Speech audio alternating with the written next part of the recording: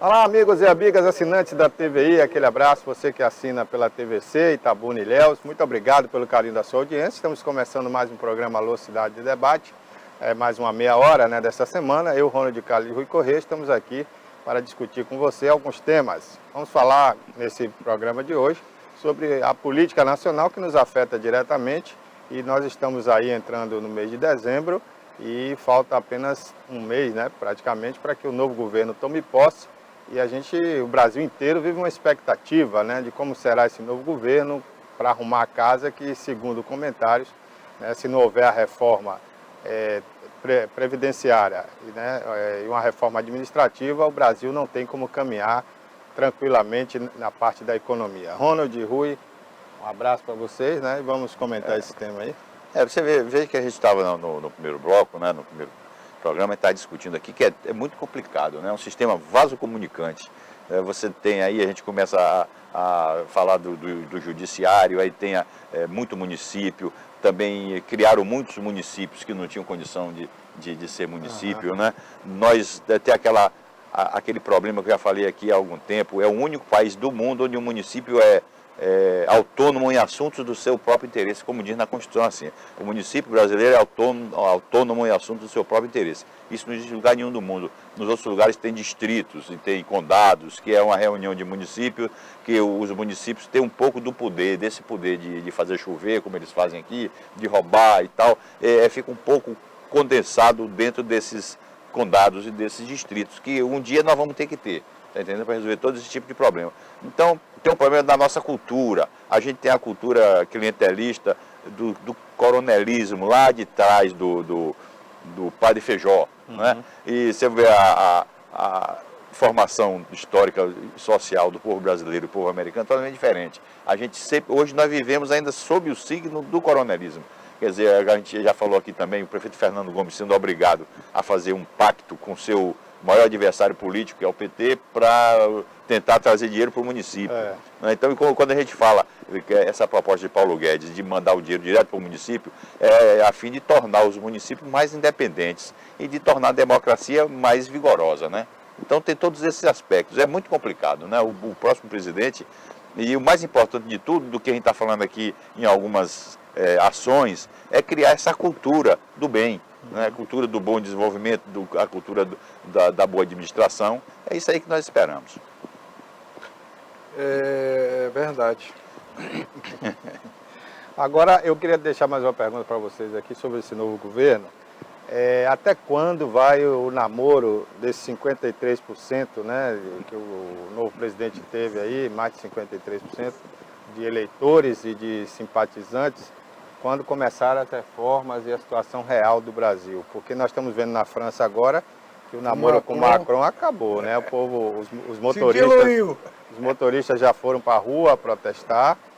Isso foi atribuído pelo Macron à oposição, mas a oposição foi a público dizer que não tem nada a ver com isso. E foi um movimento organizado pelas redes sociais contra o aumento do combustível e contra outras medidas lá impopulares que o Macron teve que fazer. Olha, Barbosa, eu acho que, de passadas as eleições, eu tenho percebido que o presidente eleito ele tem mudado o discurso, ele passou de ativista a moderador, ele está moderando, ele está... tem uma coisa que eu estou gostando, tem coisas que ele fala, depois alguém chama a atenção. Eu acho que isso é importante. Agora, e eu acho que ele já percebeu também que aquilo era um papel, Ele está exercendo ali, cumprindo um papel que um marketing desenhou para ele e está tudo bem. Agora, é real, ele é o presidente.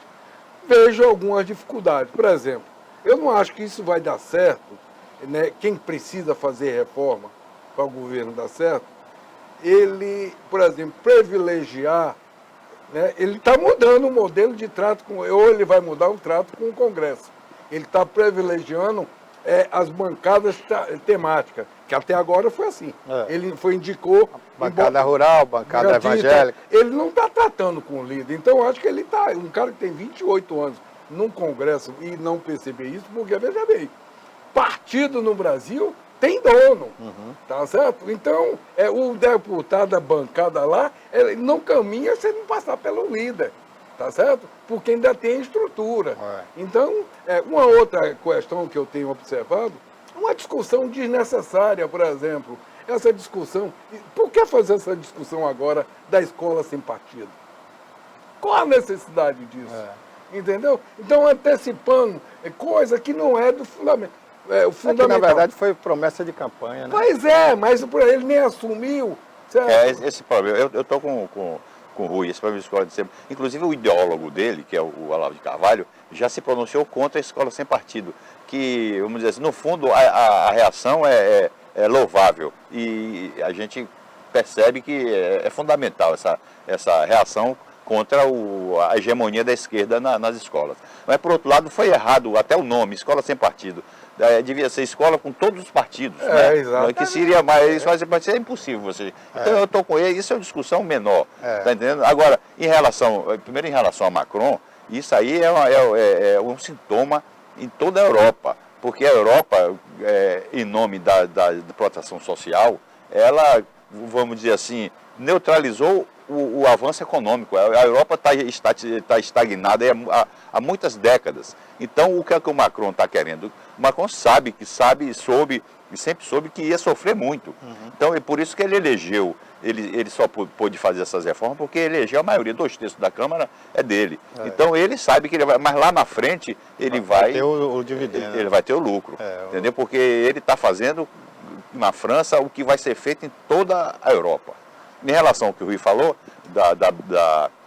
o Bolsonaro se dirigir às bancadas temáticas, eu acredito, Rui, que é uma tentativa válida de mudar vamos dizer assim, a orientação dessa relação entre o executivo e o legislativo. Porque se ele fosse dirigir aos partidos, vai ser a mesma coisa. Mas esse é um caminho. Ele vai ter que cair na gandaia. Então, como ele está lá dentro, ele sabe. Por outro lado, a gente sabe que a cúpula do partido, muitas vezes, na maioria das vezes, não representa os partidos. Lá, o Baixo Clero, por exemplo, é formado de vários partidos que se recusam a seguir as bancadas. Então, eles se fizeram lá uma espécie de uma autopreservação. Então, ele acha que as bancadas temáticas têm mais, vamos dizer assim, união do que os partidos. Eu acho que é uma tentativa válida. Pois é, mas... Eu acho, viu, Rui, que também se houver uma pressão externa, eu acho que o Congresso vai ceder. Assim, vai ceder. Não vai não. Agora, eu não acredito nisso. Não acredito em Papai Noel e não acho que lá no Congresso tem nenhum menino amarelo. Lá é todo mundo... Mas pressão externa não é Papai Noel. Pressão externa é o voto. O deputado só tem medo de eleitor a cada final de mandato. Daqui a 4 anos. E ele diz, esquece e tal. Não muda, Ronald. A modelagem não permite que ele mude, fazer essa mudança, que eu achava que era importante. Claro que eu não estou aqui rogando que o Congresso seja fisiológico ou atrapalhe o Brasil. Não é isso. O que eu estou dizendo é que agora é a realidade. Nós estamos tratando a questão real. Mas Rui, hoje, se você juntar 51... Eu vou dar um exemplo. Hoje está nos jornais que o Rodrigo Maia será eleito pelos partidos do Centrão. Tá certo? E o Rodrigo Maia começa a se deslocar do Bolsonaro porque o Eduardo falou, como é o terceiro, o filho terceiro que ele chama. O número 3, né? Número 3. É número 3. Ele diz o seguinte, que o perfil do presidente da Câmara seria de um trator, para poder tratorar a esquerda. O Rodrigo Maia é um moderador. O Rodrigo Malaco já aglutinou e será o próximo presidente. E ele sabe, por exemplo, hoje mesmo o Globo está dizendo que essa discussão da escola sem partido, que ele já teve 8 reuniões para fechar um relatório e não conseguiu. Mas diz que isso é uma manobra do próprio Rodrigo, que não quer essa discussão agora, entendeu? Eu vejo assim que nunca um governo teve moral para exigir moral do Congresso. Né? Eu achava assim, até era justificável. Um deputado lá, assim, pô, só tem malandro aí no governo. Não existe nada de idealismo. Então vamos cair na galera, vamos todo mundo cair. Mas a partir do momento que o governo dá vamos dizer assim, uma ideia de que está fazendo a coisa certa, né, ele pode até fazendo a coisa errada, mas honestamente está fazendo a coisa certa, eu acho que vai ser uma pressão como nunca o Congresso recebeu. Antes que a gente feche o bloco, deixa eu colocar. Eu acho, Ronald, que embora eu não acho eles, atualmente as Forças Armadas, os oficiais, a cúpula, muito bem preparada, eu acho que eles estão destinados a isso, e eles, né, depois de 64, eles buscaram esse aperfeiçoamento e essa sintonia com a sociedade. E eu acho que o número grande já de militares no governo, eles têm mostrado muito mais sensibilidade política do que os próprios políticos. Eles são chamados até dos pragmáticos. Pois é. Isso nunca a gente ia imaginar eles serem taxados de pragmáticos. Os pragmáticos são eles, os ideólogos lá são os outros. Pois é. E você vê que os militares, que estão preocupados, por exemplo, com a indicação de ônibus solarizante para ministro da Casa Civil. Porque os militares acham que ele não tem, e ele realmente não tem, estofo para exercer aquela função. Tá certo? Embora ele tenha ajudado muito a Bolsonaro. Embora ele mereça, mas não tem condições. Não tem esse tanto, concordo com isso. E isso os militares têm explicitado. Agora eu acho que vai se formar uma situação cultural, vou dizer assim, uma situação cultural no Brasil, que o que nós precisamos é disso, criar uma situação cultural que obriguem o Executivo, o Legislativo e o Judiciário a agirem pelo menos de uma maneira adequada. Né? Aliás, o Mourão está dando, lá atrás falou muita besteira, mas agora está dando, entendeu? Agora também não podemos esquecer que boa parte desse Congresso continua deputados e senadores que vieram do passado. Tem 40%. Alguns têm rabo preso e não vamos esquecer que o Sérgio Moro vai criar dentro do governo uma monitoração de todo mundo, porque ele vai estar lá cruzando dados do COAF, de tudo. Até a turma chamar ele lá para uma CPI. Vamos fazer o intervalo. Eu volto a dizer, vamos fazer o intervalo. Tem menino amarelo lá. A gente comenta isso daqui a pouquinho. Olá, estamos de volta a mais um bloco aqui do nosso programa Alô Cidade Debate. Eu, Ronald Cali de Rui Corrêa, estamos aqui comentando temas, né, da política nacional, porque estamos próximos aí, né, da posse do novo governo. E o Brasil inteiro, nós, principalmente aqui do sul da Bahia, estamos querendo soluções, né, para ver se a gente sai do problema, da crise. Né, as prefeituras aí todas endividadas, a de Itabuna não é diferente. Nem o lixo vem pagando aí nos últimos meses. Eu soube que a dívida já passa de 6 milhões, né, da coleta do lixo, que pode, se não receber até dezembro, vai parar, e se parar vira calamidade pública. Então o Brasil inteiro vive essa situação, né, não é só Itabuna mais grave, porque tem um problema local, né, de impostos que não foram pagos, e toda a verba federal que chega é bloqueada, embora já se conseguiu uma liminar para diminuir esse bloqueio. Mas a liminar também não é definitiva, é provisória, né, Rui? Então, a justiça está sempre bloqueando. Então, vamos ver como é que fica o país após 1º de janeiro, após a posse do Bolsonaro. Na opinião de vocês, o que é que muda de início, assim, porque a expectativa é grande, né? O que é que pode mudar de início com a posse do novo governo? Eu acho que antes da posse já mudou pelo simples fato desse distanciamento, dessa, vamos dizer assim, esse antigo que existia entre o Executivo e o Legislativo, né, promíscuo, né, já mudou tudo, Então eu acho que para o ano, a primeira ação do governo vai ter que fazer a reforma da Previdência. Isso representa aí 60% do que ele pode fazer de bom para o ano. Porque a reforma da Previdência vai permitir que se crie um ambiente mais amigável econômico, né? Principalmente para os investimentos e em relação ao capital externo, a essa coisa toda. Mas Rui já acha diferente. Rui acha que o Congresso não vai fazer essa reforma sem barganhar alguma coisa com o governo. Eu não acredito, porque Fernando Henrique não conseguiu, com aquela no primeiro e segundo mandato, porque no segundo ele veio muito mais forte, né?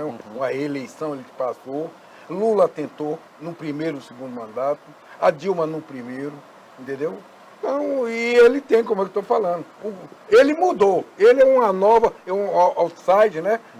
É um novo na política e tal, não tem nenhuma mácula em relação a ele, porque até ele vai, né, começar agora. Agora, o Congresso é o mesmo, tá certo? O mecanismo de ação é o mesmo, os líderes são os mesmos, as cabeças no Congresso são as mesmas. Saiu o Onísio, saiu o Jucá, mas permaneceu lá a Renan, entendeu? Jader tá lá. Jader, eu estava vendo hoje, os políticos aí que foram eleitos, parece que uns poucos aí, estão devendo 660 milhões ao governo. E Jader é o campeão, deve 145 milhões. Jader Barbalho, senador.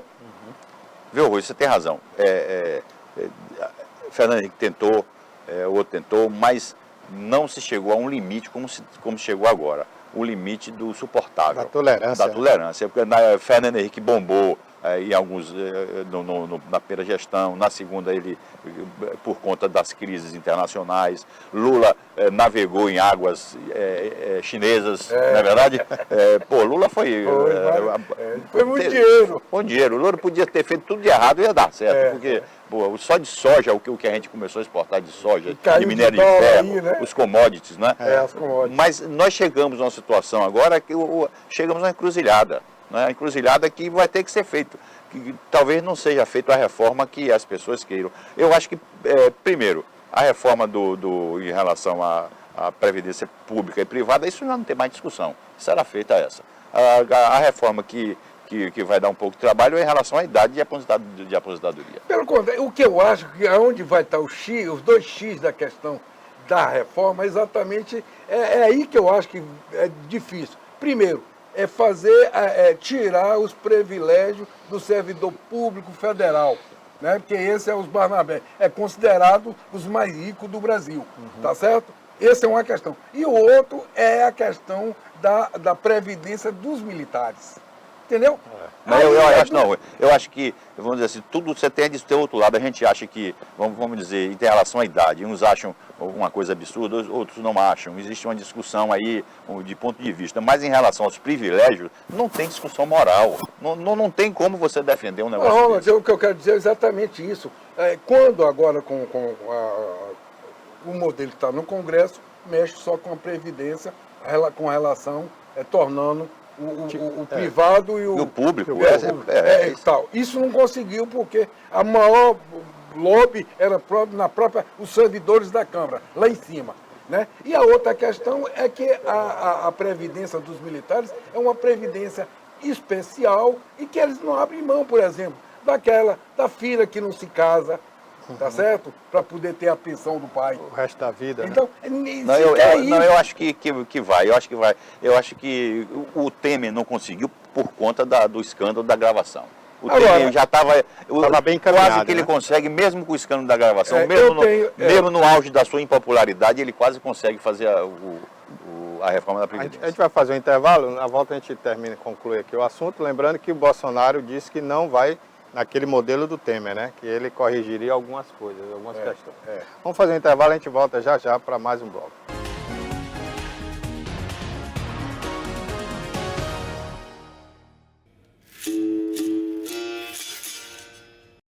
Olá, estamos de volta a mais um bloco aqui dessa segunda etapa do nosso programa Alô Cidade Debate. Se você não está sintonizado ainda, é o seguinte, a gente dividiu 1 hora em 2 tempos de 30 minutos, né? Então pode acontecer você assistir na sequência, mas pode acontecer você assistir essa meia hora, né? Um outro horário, um outro dia, para a gente revezar sempre os temas aqui no programa Alô Cidade Debate. A gente, nessa segunda etapa, falávamos aqui mais da questão nacional, que nos afeta, nós somos brasileiros, estamos vivendo a expectativa e queremos ter a nossa opinião também sobre a nova presidência da República, o novo comando que o Brasil terá a partir do dia 1º de janeiro. Rui e Ronald discordavam aqui no sentido do Congresso Nacional, do fisiologismo, da coisa que deve continuar. Agora eu faço uma pergunta, se fizer a reforma Previdenciária e tributária. E resolver essa questão dos municípios, né? O dinheiro não acaba também essa coisa da emenda do deputado, não fica mais esvaziada lá em Brasília para se negociar essas emendas. Porque isso é que o deputado mais negocia, né?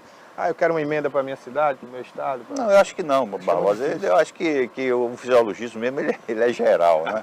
Ele atinge de uma maneira geral. Infelizmente. Quem conhece lá, lá as pessoas falam coisas horríveis, né? Dizem que tem pequenas bancadas dentro de um partido, que quando vai ter alguma votação importante, eles somem.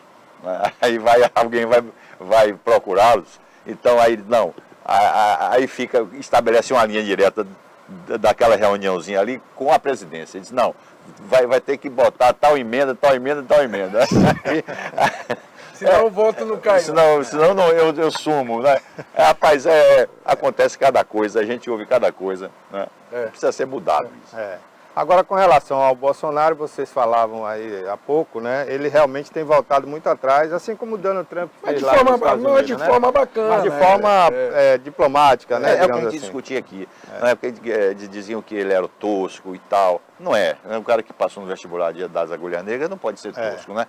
Mas ele não tem muita profundidade. Mas a gente não estava... Mas talvez seja a dificuldade de se expressar, né? Não, mas a gente não estava procurando um intelectual, nem um prêmio Nobel. A gente estava procurando alguém... Para derrotar o PT. O PT. e alguém que fosse limpo moralmente. O principal é isso. É o que nós estamos precisando. Eu adorei ele, porque ele quebrou essa polaridade, PSDB, PT. Aí você imagina, 4 eleições que o partido ganha, então não é democracia. Então vai estabelecer logo uma ditadura, tanto faz da direita ou da esquerda. Não é normal, não é saudável. Que um partido ganhe 4 eleições seguidas. Não pode acontecer isso. E outra, quando você acha essa besteira de escola sem partido, porque a esquerda tomou conta. A direita agora, por exemplo, o Movimento Jovem, o MBL, né? Não é MBL ou LB, um negócio assim. Do que foi eleito agora deputado federal, aquele japonês. Eu sei qual é. Né? É muito inteligente. E eles têm uma verdadeira organização, eles vão para frente, vão para tudo. Então, é como você falou, tem que ter... Não, mas a escola sem partido é um equívoco, é um problema sério que tem que ser resolvido na esfera cultural, entendeu? Você não pode colocar lei para resolver problema cultural. Então, já que eles vão passar 4 anos no governo, ele tem poder agora de indicar um reitor. Eu acho que, se eu fosse presidente, eu indicaria reitores, né, reitor para ver o equilíbrio ideológico lá dentro. Mas o problema é que realmente existe. Existe a hegemonia da esquerda dentro das faculdades. Por exemplo, o Rafael, que está aí dirigindo o programa, né, ele estudou na UESC e lá os professores encaminham os diálogos mais para essa questão do socialismo, até porque muito professor hoje veio de Cuba, aqui na UESC mesmo tem muitos professores cubanos, que viveram a ditadura, mas defendem o regime, né? Então acabam querendo influenciar os alunos e alguns são influenciados, ao ponto de que tem um setor lá que na eleição um estudante apanhou porque foi falar de Bolsonaro no meio daqueles estudantes. Existe um desvirtuamento, um desequilíbrio muito grande, que existe mesmo. E isso termina influenciando, porque são os jovens que vão mandar no Brasil amanhã, né? Você pega aí a juventude toda, essa juventude da universitária, todo mundo votou no Haddad, né? Assim como você chega num banco, né, que tudo bem que você tem a maioria o pessoal dos bancos estatais, né, que tem um medo, mas você chegar num banco e ver 100% dos funcionários petistas, isso tem algum desvirtuamento sociológico disso aí. Dirigentes. Não, de todo mundo. Também. Você vai numa agência do banco, sindicato, né? Você vai no banco, 100% é PT. E os sindicatos estavam no desespero, né? Porque se o PT voltasse, eles voltavam a ter força, né? E queriam aquela força. Eu acho que são nichos. A Academia Brasileira de Letras, por exemplo, eu nunca vi um manifesto de esquerda. A academia, ela sempre exalou a direita, né? É a direita. As escolas, a Universidade de São Paulo, a UEF... A academia não está não, mas ela é um pouco isolada desse problema. Mas parece sim, que está assim mas é uma instituição, no pedestal. Né? Mas é uma instituição agora, cultural. que existe um desequilíbrio nas universidades, existe e preocupante. Mas nem todas as universidades são de esquerda. Tem são nicho. Todas, inclusive inclusive as particulares. Porque os professores são os mesmos, acabam eles dando aula lá também, entendeu? Mas, enfim, eu Eu acho que... espero até que o nosso amigo da turma do Kibe, No curso de Direito... Alessandro, que vai ser o novo reitor, né? Esse que Alessandro é de esquerda, mas eu acho que Alessandro... Mas Alessandro é moderado, é né? moderado, Um cara tem moderado. um... O problema é o Tem radicalismo. um viu, viés Ronald? mais democrático. Eu acho que as escolas e as faculdades deveriam discutir política, mas respeitando a opinião de todos, e não eu fiz impondo. Direito na Católica. E no curso de Direito eu nunca vi tanta professor de Direita. Quer dizer, eu acho que em curso específico você tem mais a esquerda, Mas mais a naquela direita. época era diferente. Hoje, né? Hoje a esquerda domina, até por Mas- conta dos mas- avós. Na área das humanas, principalmente. é. Mas justamente porque na área das exatas, o cara tem que ser engenheiro mesmo, É, não vai não vai- substituir a engenharia pela ideologia, né? Na medicina você não vai operar com o materialismo histórico, você vai operar mesmo com a técnica. Não vai perguntar, você é de direita ou de esquerda? E até a formação do aluno, né, a origem. né? Agora, a política tem que existir, mas de forma respeitosa, não como está. E equilibrada. É equilibrada. Como está aí hoje é desrespeitosa. Mas não é o Estado que vai regulamentar. Não, isso é uma discussão Aí é cultural. discussão cultural, Isso parte também do poder, o poder de indicar o reitor, que eles têm que exercer esse poder, né? Bom, por hoje é só, o programa está terminando, né? Eu queria agradecer aqui mais uma vez a vocês que vieram aqui com a gente debater esses temas e agradecer ao público que está aí nos assistindo. Obrigado pelo carinho da sua audiência. Ronald, um abraço. Um abraço, Rui. Até lá. Até a próxima. Até o próximo.